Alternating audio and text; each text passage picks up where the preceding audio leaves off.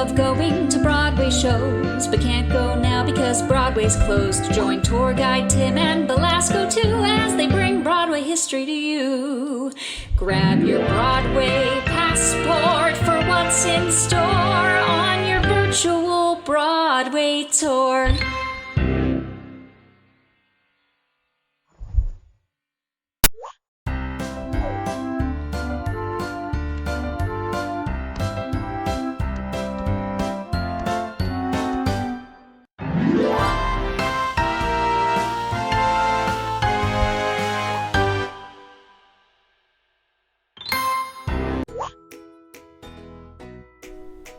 One glance at the beautiful front bricks of this week's theater, the Stephen Sondheim, reveals the original name still etched in stone as it was on the theater's opening night in 1918, Henry Miller's Theater.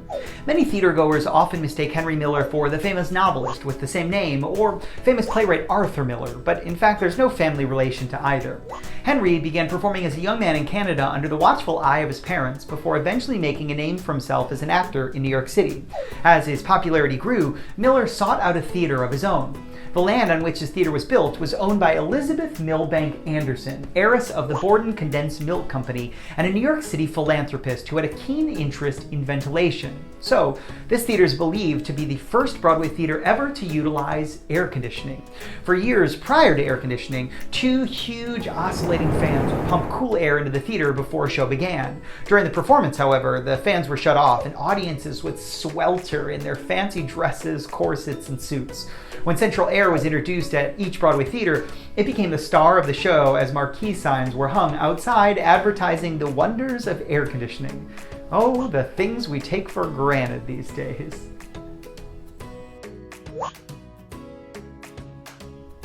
In 1998, after years spent as a disco called Xenon and an adult movie theater, the not-for-profit Roundabout Theater Company planned to finally restore the Henry Miller to its original Broadway glory with a revival of Cabaret starring Natasha Richardson and Alan Cumming. The theater was partially renovated and cabaret tables were arranged throughout, setting the scene of the Kit Kat Club. Only a few months into the run, a major construction accident outside the theater plagued the critically acclaimed production. With no option but to close down the theater while the debris was removed, another venue was sought to which the entire production could transfer. As luck would have it, the rival disco to Xenon, Studio 54, appeared to be vacant and available for commercial use. Studio 54 was originally built as the Gallo Opera House and was the perfect solution.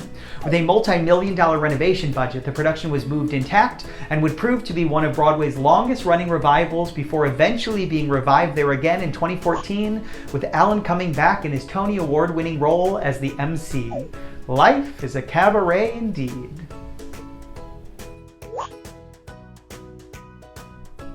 In 2004, ground was broken next door to the Henry Miller to build one of the most eco-friendly skyscrapers in the world. Bank of America set out to build what would become one of the tallest buildings in the city, but encountered one snag. The Henry Miller sat directly in the path of construction and would need to be removed.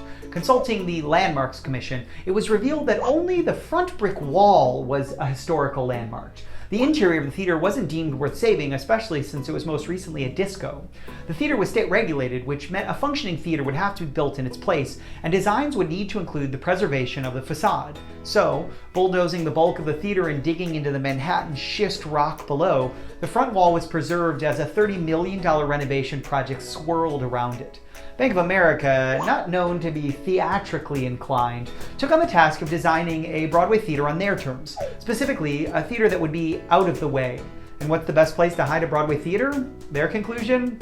Underground. Architects designed a 1,000-seat theater that is mostly subterranean, which allowed for the building of their offices atop. Nowadays, the theatergoers walk through the same doors as were used on opening night in 1918, with one exception. Once through those doors, audiences walk downstairs instead of up to get to their seats. With the original name of Henry Miller's Theater still firmly ensconced in stone above, September 15, 2010 saw a new name added to the marquee, the Stephen Sondheim Theater.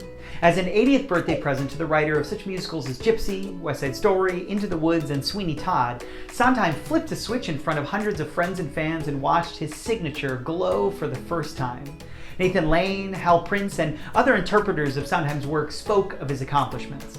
Nathan Lane remarked, "There is something sacred about naming a theater, and there is something about this that is right and just."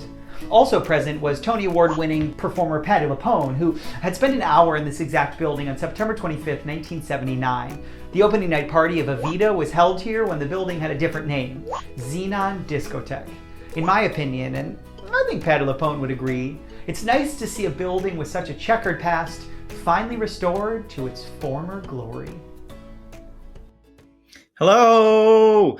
Happy Saturday Noon on Broadway as part of your Virtual Broadway Tour Series. Every week we're coming to you live with someone who has worked at the theater we're featuring that week. And this week we're joined by the incredible Sara Sheperd from Beautiful, the Carole King musical at the Stephen Sondheim Theater.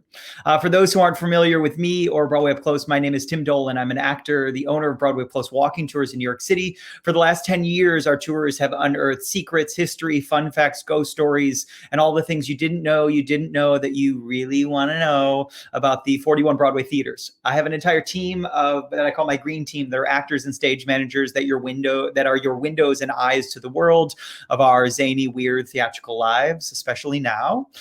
We have 5 exterior tours that we've been running since we started in 2010, taking you theater by theater, exploring all these stories.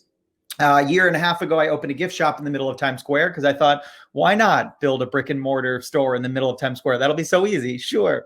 And so I opened the store. We have our 6-foot-tall Broadway sign next to it. That's 150 light bulbs that spells out my favorite word, which is Broadway, made of marquee letters.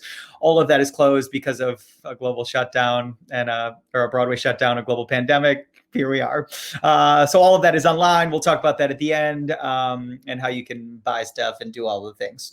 In October, before the shutdown, just a couple months before, we opened our first interior tour, which is a dream come true. We take you inside Broadway's oldest theater, the Hudson, exploring all the nooks and crannies and the history and zany, crazy stuff that's happened in that building in 117 years. All of the info on all of those tours, which we just started doing socially distant in-person tours again, all of that can be found at www.broadwayupclose.com. You shouldn't do that now. You should do that when we're done talking with Sara. When this happened, March 12th, 2020, Red Thursday, as we call it in the tour guide theater community. It started with, of course, just one usher who handed out a couple playbills and tested positive, and then within moments, there was a news article that put out that said an usher had tested positive, and the photo they used in that article was a photo of me leaned against my Broadway sign, which was really great for publicity.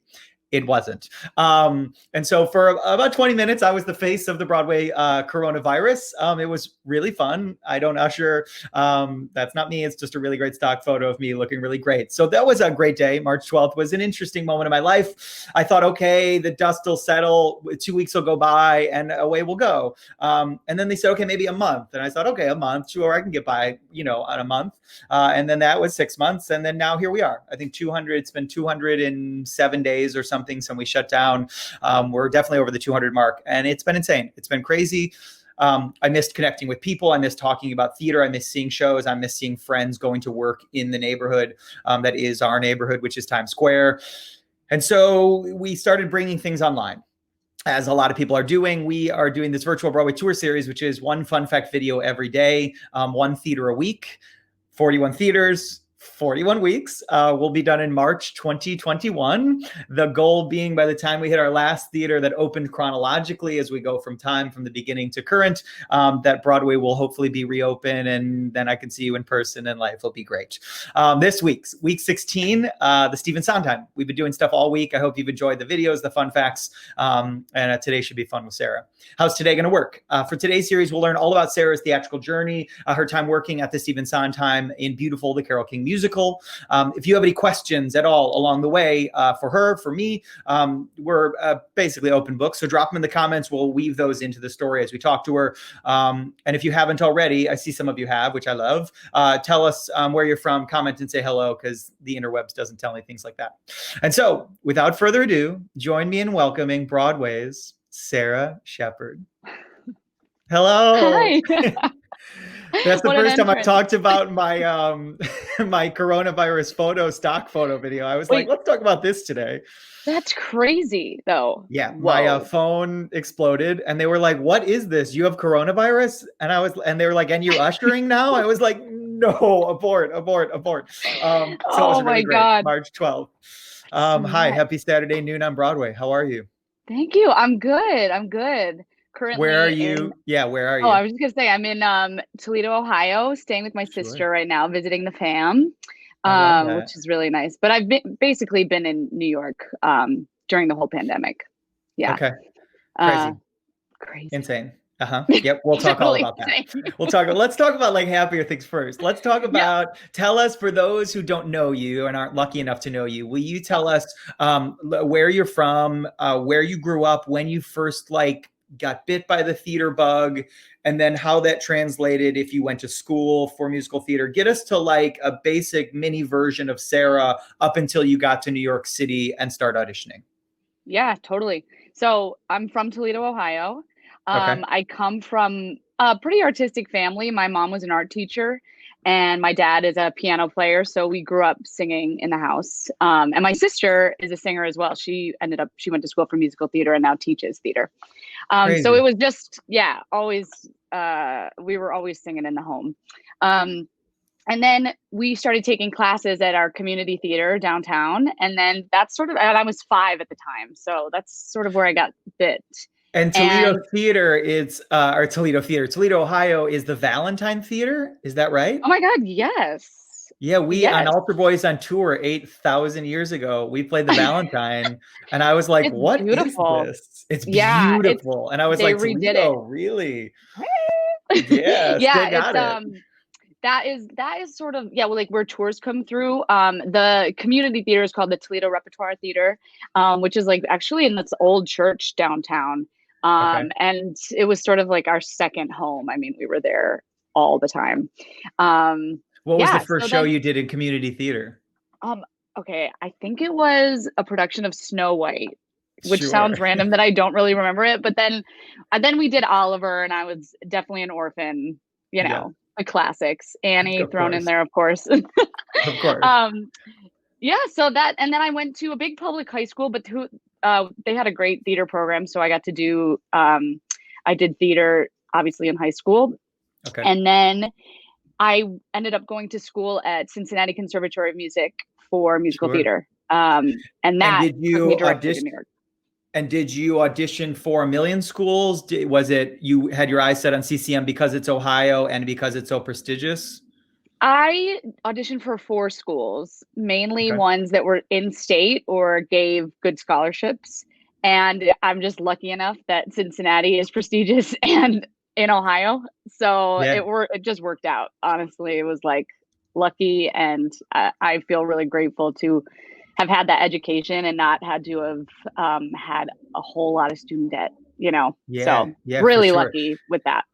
Yeah, and it's an incredible, I mean, how lucky to have like such an incredible school in your state, Yeah, specifically for musical theater, and to have definitely. everything work out. And you love school. Did you enjoy it? I know it's a rigorous, we've had a couple of CCMers on this program. It's intense. Did you Yeah, enjoy the intensity? I'm sure everybody has a different answer for this. I had a Yes. great experience at school. I did. Okay. I did like the intensity of it. I liked how focused it was. I loved, a huge reason also where I wanted to go there was because we did 5 musicals a year. So you had a whole lot of opportunity to just do what you love. And also there are 3 theaters at that school, and they're all Uh-huh. different types. Like one is a black box, one is sort of like a 3/4 thrust, and the other is like a big auditorium. So you Yeah. were able to work in different spaces, which I thought was really cool too. Like great practice. And then talk to me, you did a production of Little Women there? Oh my God, I Is that did. right? My And senior you were year, Joe. I was Joe. Yeah, that was in the So winter. before I even met you, people were talking about you already. And they were like, this girl played Joe at CCM in Little Women. She's going to be a star. And I was like, Oh, that's so random. Okay. And so when I that's first so met you, in funny. the back of my mind, I was like, I think this is that girl who people were like, Little Women, she's Joe, she kills it. So that was like the first ever. I have these moments of people. I have a weird memory, and it's like for some reason I can always remember like when I first like heard of someone, and then the Yeah. reconciling of you meet them, and you're like, okay, Huh? Yeah. sure, I think that's Oh Joe my from God, Little that's so Women. funny. Yeah. So So funny. little did you know you're a star. It was, well, thank you so much. That was amazing though. It was really cool to be able to do that. And we actually had they brought in a uh Tom, well, his name's Tom Christopher Warren. He was in The Lion King forever. So they He was brought one of him my tour in to guides. direct. This Okay. must be why. This must be Oh my God. why. It must have been Tom who was like, the girl who's Maybe. playing my Joe is a star. And then Something it had to have been. I was like, I don't remember who told me and why. Right. It was That would have Tom. been so random. He was one of my tour guides before he left to go teach and do fancy things. Yeah, he would, Oh before my God. Lion King, he would put on a green shirt, talk, and tell some stories, and then go be Pumbaa. And I was like, Oh, so I love weird. him so much. It's great. Yeah, but he was amazing. So it was really cool to be able to work with someone who is currently like, you know, out in the world doing stuff too. So, but Yeah. yes, Show Little Women. I love that. And Okay, so then you have a showcase, and how does the showcase go? Showcase was good. Showcase was good. I signed with an agent. And then I got Crybaby like right out of school. Which was awesome and so cool and also hilarious because I did 12 shows and the show closed. So it was like a very like blink and then it was over. But honestly, I was like on such a high that I was able to make my Broadway debut that I didn't even like really register that the show was just like closing. You know what I mean? And I had only been doing really like regional jobs like at the Muni and things were so short anyway. It wasn't like, I'm out of the job. Which now I would probably have that feeling as a 34-year-old person. But yeah, but it was really cool, fast and furious. I went in, they ended up actually putting me into the show in like 4 days. I think I was an immediate replacement or something. Come on. So it was really, really fun and like such a great group of people and really fun to do. So that was really special and cool.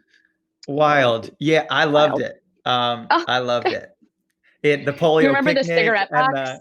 yes, that was me that at was, the end. Really? Well, at the very end. Yeah.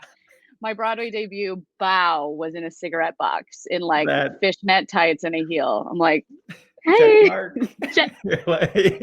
nailed it. That's crazy. And do you remember, so because it was so fast and furious, you had 4 days of rehearsal, do you remember Marriott Marquis first time walking onto the stage with an audience, like full Broadway debut? Do you remember that moment, or is it like, yeah, it's kind of a blur. Like there are some people that like remember the date and like all the things. Like I don't remember that stuff, but I do remember like the first entrance.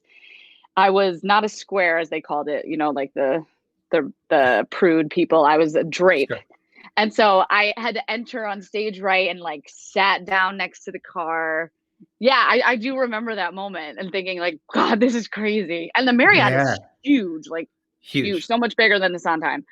I do. I remember it. And it was really, really cool. Did you really special. For those who didn't see it, I'm sorry you missed it. It's one of like the iconic flop musicals that I'm like, no, there was a lot going on, and there was a lot really redeeming about it. I mean, it was weird and strange, but like it's Crybaby.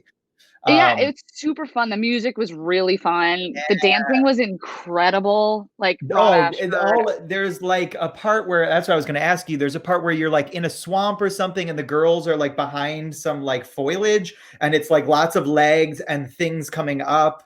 Yes. Right. And like all the transitions too were like those three couples. Do you remember that? Yeah. Like Spencer Lift, Cameron Adams, like crazy dancers, just like doing amazing things. Yeah, it was really, really fun. Yeah, Elizabeth Stanley, James Snyder, Harriet Harris. I mean, like the whole across the board, it was pretty. I took my mom. I was like, "Let's go see this. It should be like Hairspray," and then it wasn't like Hairspray, but but I walked on. I was like, God, them behind getting the polio shots behind the scrim in the opening, right? Isn't there like as they're singing about being in love or something? There's like things happening behind them, and we're like all getting shots. And she gets one in her pregnant belly, and I was like, "Oh my God, what's happening?" Hatchet face too, with like her crazy. Everything about it. So you have a fan. So okay, great. Like I might be the only big fan of Crybaby, but here we are. So then Crybaby 12 performances later, you take the cigarette box off, and you're like, now what? I'm back to being unemployed, but like now though, like now is like the first taste of like living in New York, don't have a job. And it's like crazy too when you think about it, like being a senior in college, and then you literally book a one-way flight to New York. You do your showcase, and then you're just like there without a job. So you just kind of have to like figure it out. Yeah. So then I had more auditions, obviously, but then I was like, well, I need to actually pay my rent. So how do I do that? And so I was a hostess at a restaurant in Rockefeller Great. Center for a while.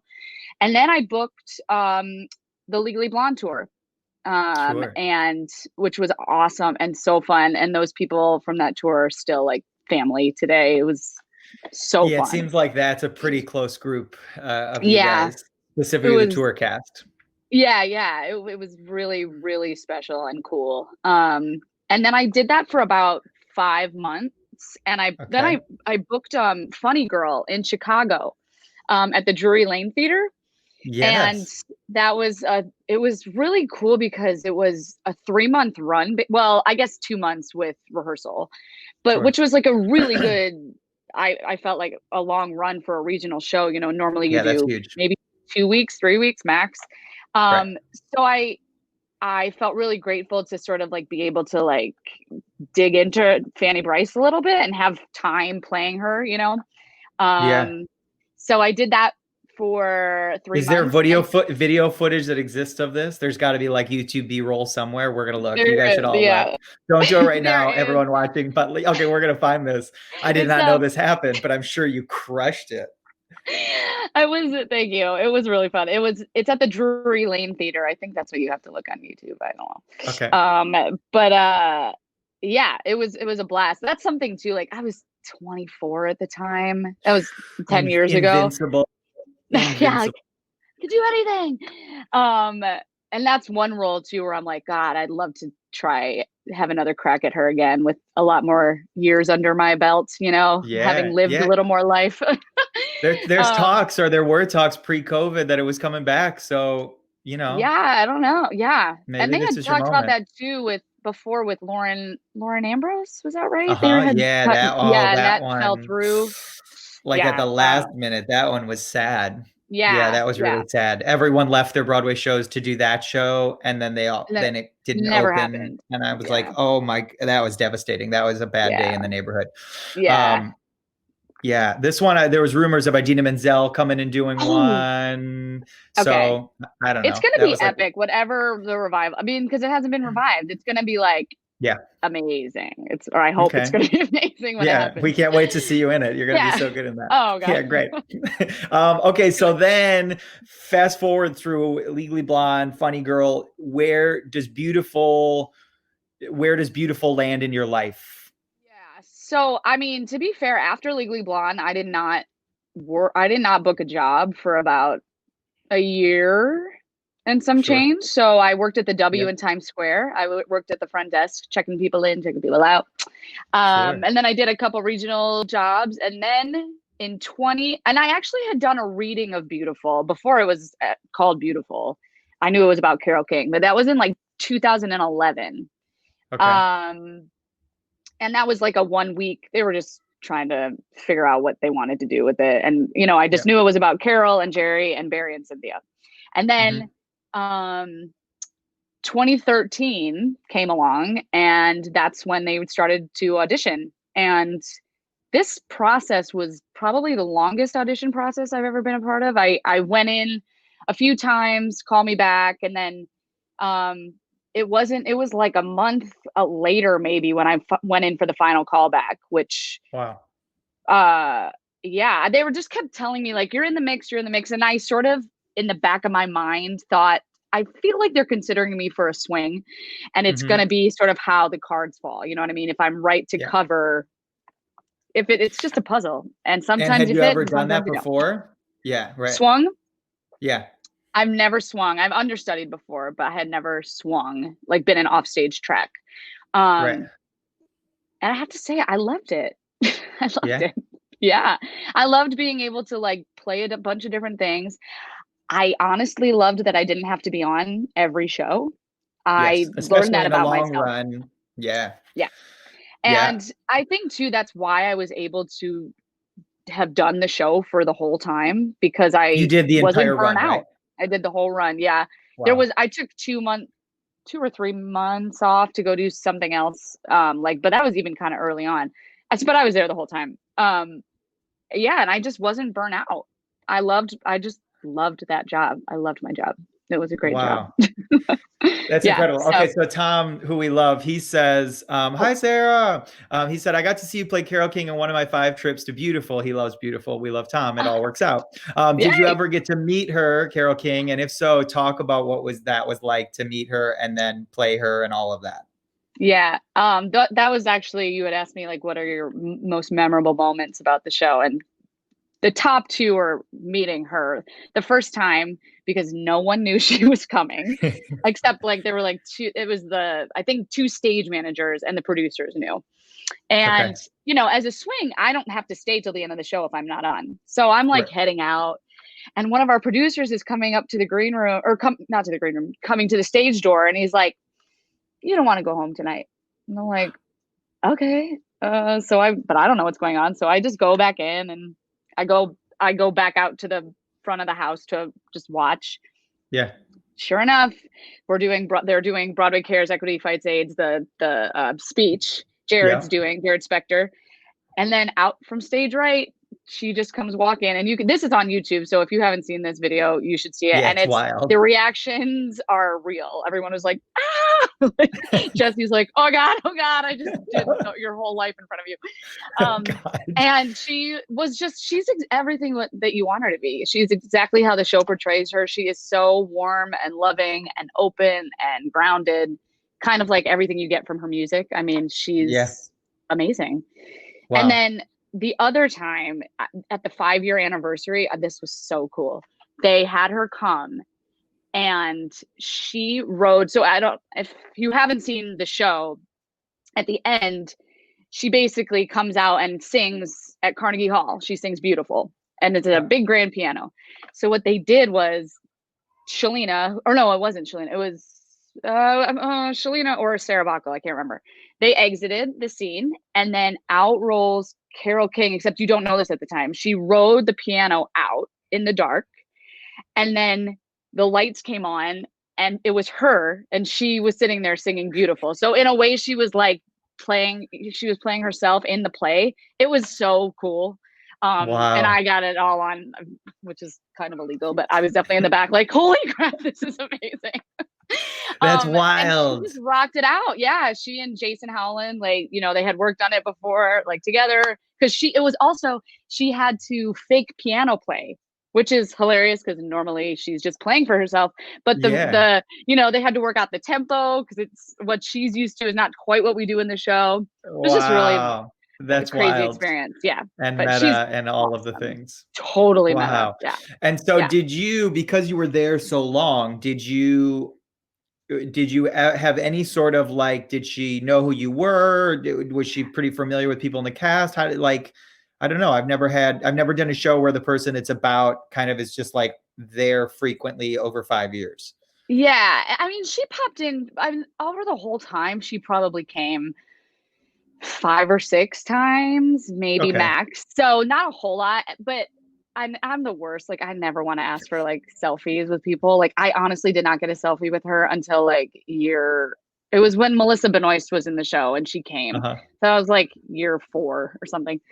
Wow. And I was like, hey, Carole, I'm Sarah. I've been in the show. She was like, oh, I know. And I was like, I don't know if you do, but I don't care. Let's do this. Let's take this picture. So she said she knew who I was, but I don't really know. But she would never make you feel, you know what I mean? She wanted people to feel like she knew you and that you were welcome and loved. Which is so rare in that position. So cool. You, what was I going to ask you? Tell us in the show what you did. So you swung, who did you cover? Dance captain, tell us everything. Yeah. So I was the dance captain. So I was in charge of putting everyone in the show who joined. If they had any choreography, I taught it to them. And then I covered Carole. I covered her mom, Jeannie, Mhm. which I went on for a lot too, and the 2 white female ensemble tracks, which is Betty and Marilyn. Betty is Yeah. like the young friend in the beginning, and Marilyn is the redhead Valet who was like the High. home wrecker. Oh yeah. In like Yeah, the she door was. frame, the doorway or Yes, whatever, she comes out. yeah. Yeah, She sings Pleasant Valley Sunday, the beginning of that's Pleasant what it Valley is. Sunday. Yeah. Yeah, and she had a Um, song out of town, right? oh my God, Did, yes. and it was It was cut. New World Comin' that I think it's Mama Cass sings it. Yeah. I think that's right. Yeah, and it was like this the costumes were incredible too. It was like these long white drapey things. And it just didn't work. And I just remember hearing, this was also really cool about being a swing, getting to hear like all the talk about how the show was going to change because I was in the house. Yeah. But they were just like, I know this song needs to be Pleasant Valley Sunday. They just knew it needed to be that. But like in the first rendition, it was actually Carol singing it, which didn't Oh, really make that much sense because the lyric is so from Jerry's perspective, of being unhappy right. and like, oh, Yeah. but we out of town, they made it work though. They knew it was, they figured out the song was right, and then they reworked it when we got to New York. So yeah, Crazy. crazy. And then your first time on as Carole King in Carole King in the Carole King musical, what was that? Wild? It was, and I didn't go on until October of 2014, and we opened in January of 2014. So Okay. I have to say it felt more not easier, but just like more lived in than I was expecting because I had just been around the show for so long. Like it wasn't like we're on a 2-month run and then do it. Like I had literally watched the show basically 8 times a week for the 9 months at that point. Yeah. But man, I'll tell you, it's crazy. It's crazy at the very beginning because you're just sitting at that piano. And it's just to sit and sing to start. You're like, let me get this breath under control because, I like, and to be honest, like that got better the more I did it because that was really challenging. It was challenging to just let my adrenaline. It's not that I was like Yes. nervous, but the adrenaline is pumping, so. Yeah, you're just sitting there and your heart's pounding and you're like, the lights are about to come up on me and only me playing Carole King in the Carole The King Carole King musical. musical. Yeah. That's wild. But it was cool. And the first time I got to go on, I got to do like 4 in a row, which was really nice. It wasn't just like a one and done moment. So I could like Yeah. sit in it for a second, which was cool. Great. Yeah. Wild. And then as far as like when you put someone into a show, I want people to understand, I think you're our first dance captain that we've had on. Oh. I want people to understand how all encompassing the dance captain role is in a show. So you get a bump in pay for this, you're compensated for this additional role, but it's insane. Yeah. Tell us like a day in the life of like year 2 of putting new people in being a dance captain. And being a swing and sometimes being Carole King. Yeah. So if you're let's say there's like a new drifter coming in and we're always off on Monday. Tuesday, we could be called in for rehearsal. And we would start probably at 1. We'd work from 1 to 5. And at that point, I would be teaching them probably on Broadway. We'd start with on Broadway or up on the roof, something like that. But sure. Yeah, so it's me knowing what that person is doing and then what everyone around them is doing. And because it's just me and this other person and an accompanist in the room. So I sort of have to play all the other people around them so they sort of get a feel of what's going on before they're all of a sudden thrown into their put-in with a bunch of people. And that means like traffic patterns, like do you cross downstage instead of upstage when you're going by this person?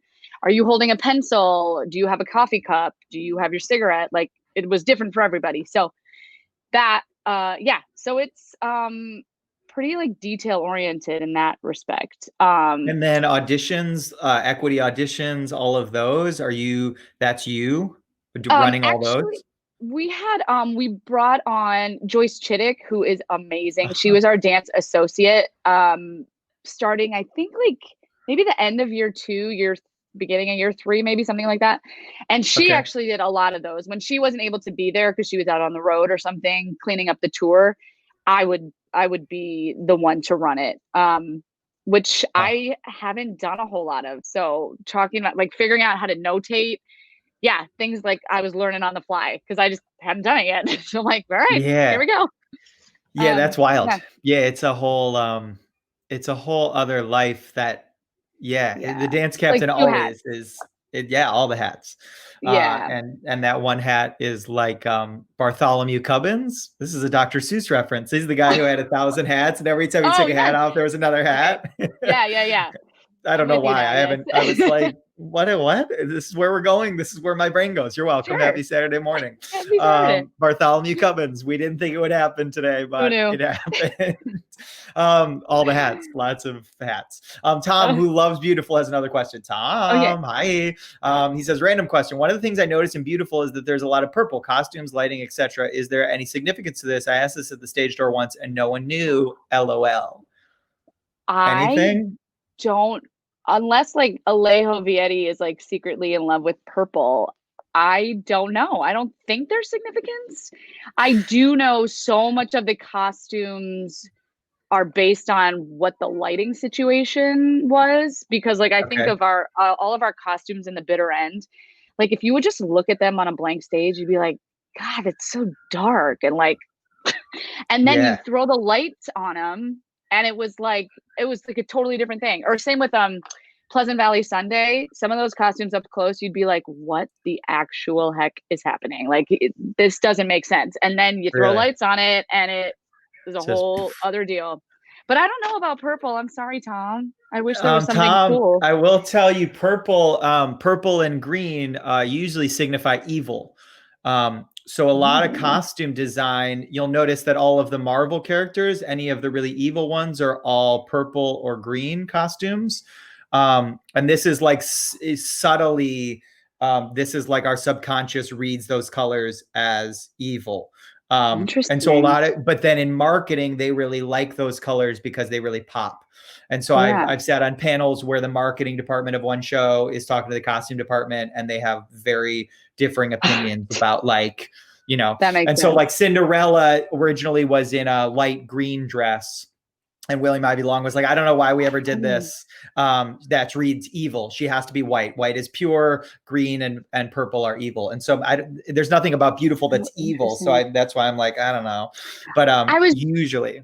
Yeah, I was just thinking though, now it's ringing a bell, like Carol's sort of color palette was like pinks and purples, and then Jerry was a lot of blues. So maybe that's what you're thinking. And that was just because that's how Alejo saw what she, that's how he designed her most of her looks. Like I was thinking, oh yeah, she does have like a purple blouse on or a purple sweater. But that, I don't think necessarily, I don't know if it was tied to anything. I think he just liked how that looked on her and how it played off the blue. Yeah. Yeah. Okay. Working at the Stephen Sondheim, it's below ground. Any like crazy memorable things about the Stephen Sondheim that you remember? I mean, that was new to me. It's like you enter and you're like, what's happening? I'm in the balcony. Right. But what I loved too, and granted, we were there for 6 years, so it's a little more worn, lived in more now, but it's like a brand new theater. It was like a tour house. We're like, holy crap, new bathrooms, for especially like in the dressing rooms, like all of that was new, which is amazing because you go to other theaters and it's just like, nobody wants to take a shower in that shower, but we have like it was brand new. And what else? The house staff there is amazing, like wonderful humans. Like I will tell you that they're great people. And Molly, was that the house manager? Molly and Joy. Molly's the assistant. Yeah, they're so awesome. And the crew, the house crew. I spent a lot of time in the sound booth watching the show. So many memories just going out right after the show started. So I sort of missed the crowd coming in, filing in. We spent a lot of time in Liz Larson's dressing room, which was there's 2 dressing rooms on the stage level. And she was the one a little further away from the stage. we always joked like when the show closed, we were going to need a U-Haul to like move her out because she had straight up moved in. But it was just so, like warm and lived in, and, she was like our mom there. So we just spent a lot of time in there with her. I love that. That's pretty, yeah. that's incredible. Yeah. Okay. One person on Instagram, his name's Alex. He said, how long have you been equity? I've been equity since 2006. I got my card at the St. Louis Muni when it would have been the summer going into my junior year. Yes. Wow. I took my card. Good for you. And honestly, I just I had not really done like, I guess, a whole lot of research in terms of like, should I take my card? Should I not? It was just basically like people at this Cincinnati, that was just kind of like what they were doing. They were working at the Muni or like auditioning at PCLO and always wanted to get their card. And I was like, well, I guess that's what we're doing. So right. It's a different path for everyone. It ended up working out for me, but I know a lot of people wait on getting their card so they can build their resume, Sure. and then move on from there. Yeah. But yeah, it's like it's a whole different world now, I feel like. Yeah. With I don't auditions and I started auditioning maybe 15, 16 years ago, and you're like, it's just so it's like literally a whole new world. Yeah. Okay, so COVID, Broadway shut down, insanity. How are you staying alive? Are you going insane? Are you doing lots of puzzles? Tell me everything. Yeah. I mean, I'm alive. So that's happening. This is great. I definitely, some people have really found like a creative outlet during this time. And I have to say, I have not really been that motivated to be creative, or I shouldn't say motivated. I haven't been inspired to create, if you will. But I think it's okay. Like I was thinking before we got on, like I feel so lucky I was able to have a job for 6 years. I mean, it's just like, it's so rare. And I haven't had downtime. And so I wish it was under different circumstances, but I'm just trying to like embrace like, okay, I really can like do stuff that I wasn't able to do over 6 years. Like I can see family, I can do these mini projects, I can organize my sheet music that I've been saying I wanted to do for however many years. So I'm trying to find, the positives in that. And then when I do feel creative or want to sing, I'll do it. But I'm not trying to like beat myself over the back and say, do something, be creative, because it's good. I think there can be a lot of pressure, especially when you see everyone around you, sometimes desperately so creating. And I don't think there's any right or wrong way to do it. But the artist brain, we don't give ourselves a lot of downtime. So I'm always intrigued when given a lot of downtime, does your brain like fold in on itself? But I'm glad to hear it doesn't. Yeah. And I'm glad to hear your sheet music collection is going to be all nice and organized. It needs to be, let's be real. It's been a disaster. So it's good. Crazy. And then do you have any intention? Do you have like, this is maybe I'll go back to New York City here. Have you thought any of that? Or is it like I'm just going to stay in Ohio until it feels right? Yeah, no, I will head back like soon. I just wanted to be able to come and see my sister and brother-in-law, and I have 2 nieces and nephew. So I'll be here for another couple weeks probably, and then head back because I gotta sleep in my own bed. That feels nice. Home. Home. It is home. Yeah, and New York is home for me now. I'm moved there in 2008, so that is that's the place. Do you still love the city? I do. Do you mean post-COVID or just like in general? I just mean it. Yeah. COVID is, let's take COVID and aside. Put it over here. Yeah. COVID aside. Yes, I love it. I always say it's a love-hate, but it's much more love. But there are times where though I'll like get out of the city, I'll go upstate or something. I'm like, wow, I really needed to do that. But I didn't really know I needed to do that. So I've gotten better at being like, I don't know, every couple months, just like get an Airbnb somewhere and just like breathe some fresh air, because it wears on you without you really even knowing it, I think. Or for me, it does, at least. Yeah, and it's just, it feels like it amplifies in subtle ways. So it's like if you're having a great day, it's like walking down the street, you're like, oh my God, I love this city. Look at that. Yeah, there's the MoMA. Oh my God, I haven't been in years, but there it is. I could go in. And then other days they're like, thank you. And you get a shitty audition. And then you're like, the MoMA, just there. Screw the MoMA. Who even cares about art?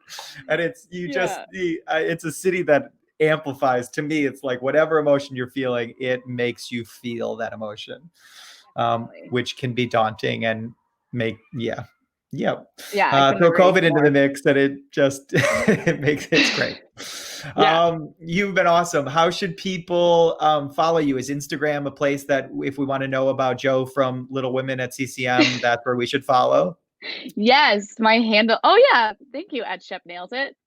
Give me a follow. It would be great. Do it. Yeah, do it. I'm not like a big poster, but I definitely I post when something's happening for sure. Yeah, and then when you book Funny Girl, it'll be like lots of Funny Girl pictures. It's going to be so good. I can't wait. You're going to be so good in that. Fingers crossed when we come out of this. I'll let Idina Menzel know that she has competition coming for it.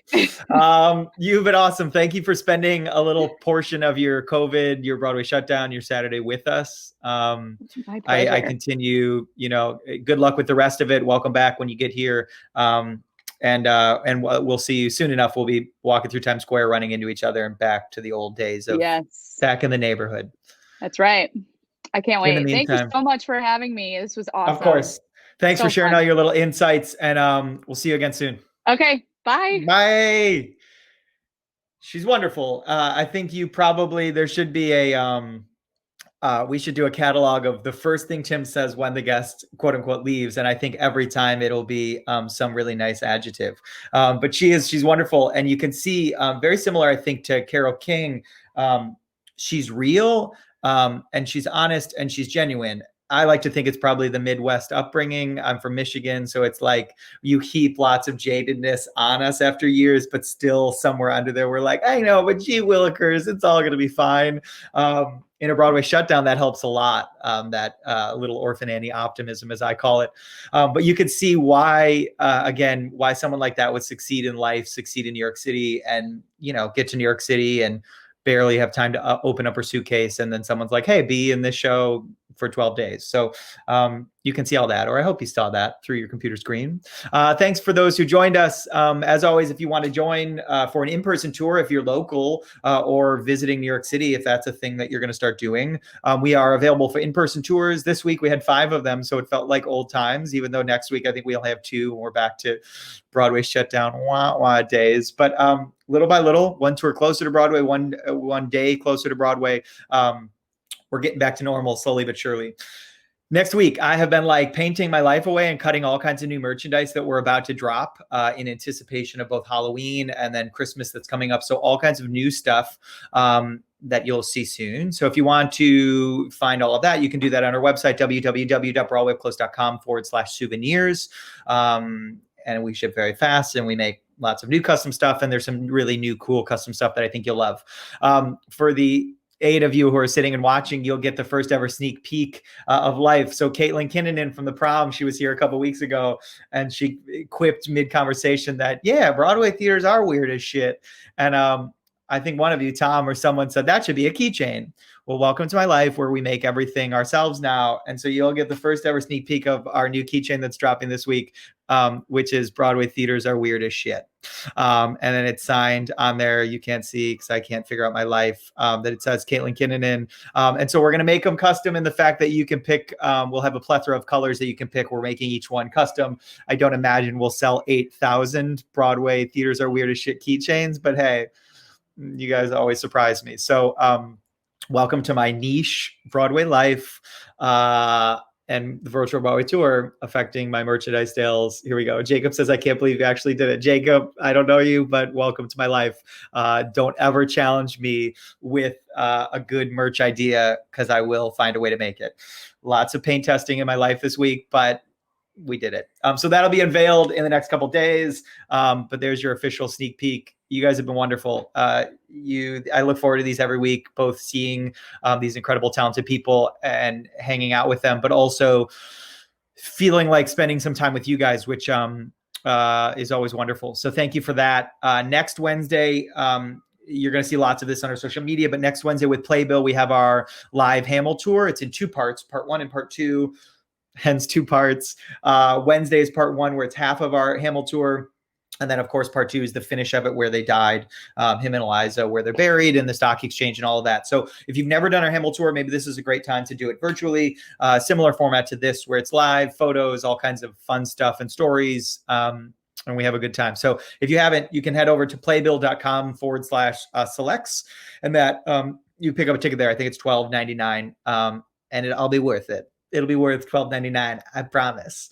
Thank you for spending, as always, a little piece of your Saturday with me. You make me very happy, and I think that's what we need in the middle of a Broadway shutdown, global pandemic. A little happiness. I love you all. Happy Saturday noon on Broadway, and we are officially one day closer to Broadway. See you next week, or see you Monday for our next theater. Bye, guys.